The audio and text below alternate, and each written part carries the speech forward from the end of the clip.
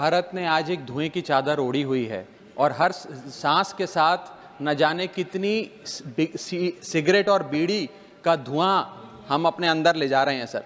Anti narcotics task force highly professional बंदे higher कीते ने, चाहे वो लॉ अफसर होण, चाहे वो फोरेंसिक दे होण, चाहे होर जांच दे अधिकारी होण, ते अपनी होणगे इन्हां दे। पंजाब सरकार में है नशे के खिलाफ जीरो टॉलरेंस। पंजाब सरकार का एक और कठोर कदम। शिकायत दर्ज करवाने के लिए मैसेज करें 9779100200 पर।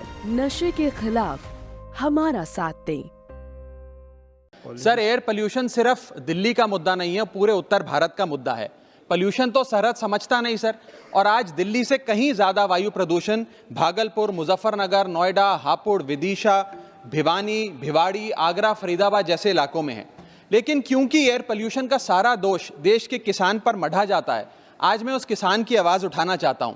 IIT की एक स्टडी बताती है सर कि स्टबल बर्निंग एक कारण है एयर पोल्यूशन का, इकलौता कारण नहीं है। लेकिन फिर भी क्योंकि सारा दोष किसान को दिया जाता है, हम पूरा साल तो कहते हैं किसान हमारा भगवान है, हमारा अन्नदाता है, लेकिन जैसे ही नवंबर का महीना आता है हम कहते हैं कि किसान क्रिमिनल है, इसको जेल में डाल दिया जाए, इस पे फाइन लगाया जाए। इसीलिए मैं कहना चाहता हूं सर, कोई भी किसान जानबूझकर अपनी खुशी से पराली नहीं जलाता, मजबूरी में जलाता है। और इस साल तो हमारे सूबे पंजाब ने 70% से ज्यादा गिरावट देखी गई स्टबल बर्निंग के इंसिडेंट्स में, जहां पर मध्य प्रदेश, हरियाणा, उत्तर प्रदेश, राजस्थान में पराली जलाने की वारदातें बढ़ी हैं। सर, पंजाब ने धान की खेती क्यों शुरू करी? पंजाब ने धान की खेती इसलिए शुरू करी क्योंकि देश का पेट पालना था, देश में अनाज की कमी थी। धान की खेती से पंजाब का भारी नुकसान हुआ सर। हमारा पानी 600 फीट नीचे चला गया, सॉइल डिग्रेडेशन हो गई, और वो भी तब जब चावल हमारी खुराक नहीं है। हम पंजाबियों की खुराक चावल नहीं है सर। और धान की फसल कटने के बाद जो पराली बचती है, उस पराली को साफ करने के लिए किसान के पास मात्र 10 से 12 दिन होते हैं, क्योंकि अगली फसल बीजनी होती है। अगर 10 से 12 दिन में इस पराली को साफ ना किया जाए तो जो अगली फसल है उसकी यील्ड गिर जाती है। इसीलिए किसान को मजबूरन पराली जलानी पड़ती है।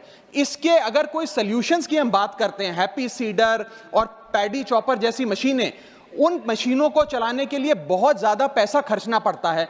2 से 3 हजार रुपए प्रति एकड़ किसान की जेब से लगता है। इसीलिए वो किसान जो आज अपनी लागत नहीं निकाल पा रहा खेती से, वो पैसा कहां से लाएगा? मजबूरी में जलाता है। और सबसे ज्यादा नुकसान तो उस किसान का और उसके परिवारों का होता है, जिसको वो जहरीली हवा में सांस लेना पड़ता है। मैं एक समाधान लाया हूं सर। अगर आज हम एक शॉर्ट टर्म सोल्यूशन पंजाब के किसान को या और हरियाणा के किसान को भी 2500 रुपए प्रति एकड़ देते हैं इस पराली से निजात पाने के लिए, तो पंजाब का एक भी किसान पराली नहीं जलाएगा। इसमें 2000 रुपए भारत सरकार दे, 500 रुपए पंजाब सरकार देगी, और हम इस पराली की समस्या से एक शॉर्ट टर्म सोल्यूशन पालेंगे। लॉन्ग टर्म सोल्यूशन है क्रॉप डाइवर्सिफिकेशन, यानी कि धान की खेती से हमें कॉटन, मक्की, पल्सेस, ऑयल सीड्स की ओर हमें बढ़ना होगा। हम AI की तो बहुत बात करते हैं सर, AQI की बात करनी होगी। और जैसे राजनीतिक दल बूथ बूथ पर रणनीति, माननीय सदस्यों, मैंने ऑलरेडी मेंशन किया इस इशू पर। हम लोग यहाँ पे शालीमार बाग की झुग्गी के इलाके में खड़े हुए हैं। अभी कुछ दिन पहले यहाँ पे बहुत दिल दहलाने वाली वारदात हुई। रात को 3 बजे के करीब इस झुग्गी बस्ती के 2 लड़के, हिमांशु और मनीष, वो जागरण के बाद अपने घर लौट रहे थे। वो अपने घर पहुंचे ही थे, घर की गेट के बाहर, कि अचानक 7-8 लड़कों ने उनके ऊपर हमला किया। उनमें से मनीष को इतनी बार चाकुओं से गोदा गया कि उसकी मौत हो गई, लेकिन हिमांशु बच गया। मुझे बताया गया कि मनीष भी काफी समय तक मनीष की सांसें चल रही थी। पुलिस मनीष को टाइम पे अस्पताल नहीं लेके गई और उसको टाइम के ऊपर मेडिकल सुविधा नहीं मिली। अगर समय पे मेडिकल सुविधा मिल गई होती तो आज मनीष की मौत नहीं होती। दूसरा सबसे बड़ा मुद्दा उठता है कि इसमें जो चश्मदीद गवाह हैं, हिमांशु, उसका स्टेटमेंट अभी तक नहीं लिया गया है।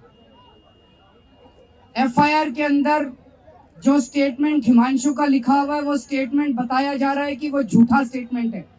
वो हिमांशु का स्टेटमेंट नहीं है।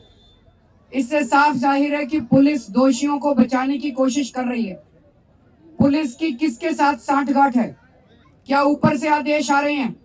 मैं अमित शाह जी से पूछना चाहता हूं कि अगर उनसे दिल्ली की कानून व्यवस्था नहीं संभल रही है, अगर उनको केवल और केवल देश भर में घूम घूम के राजनीति करनी है, तो वो इस्तीफा दे दें। अगर उनसे दिल्ली नहीं संभल रही है, बीजेपी वालों से अगर नहीं संभल रहा है तो बीजेपी वाले इस्तीफा दे दें, छोड़ दे दिल्ली की कानून व्यवस्था। लेकिन चारों तरफ इतनी अफरा तफरी मची हुई है